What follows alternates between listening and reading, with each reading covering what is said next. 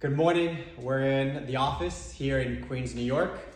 If you hear some noise in the background, that's because our office is connected to the subway station.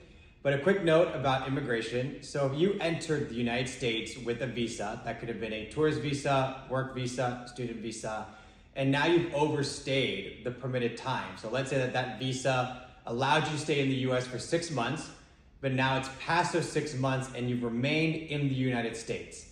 Now, if you marry a United States citizen, let's say 1 year later or even 10 years later, and you never left the United States since your last entry, your spouse can now sponsor you for your permanent residency, for your green card.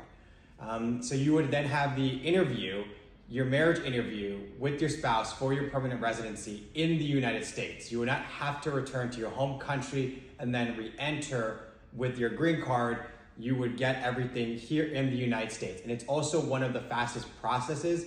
It's taking on average about 6 months right now for then you to then receive your permanent residency. So this only qualifies though if your spouse is a United States citizen and if you entered legally with a visa. So if your spouse is a permanent resident, then you cannot obtain the permanent residency in the United States. You will have to return to your home country. And if you entered unlawfully without a visa, then this does not qualify either. The trick is, the rule is that you had to have entered the United States with a visa because that means you already were under inspection and the United States now has jurisdiction over you. And then 2, your spouse has to be a United States citizen.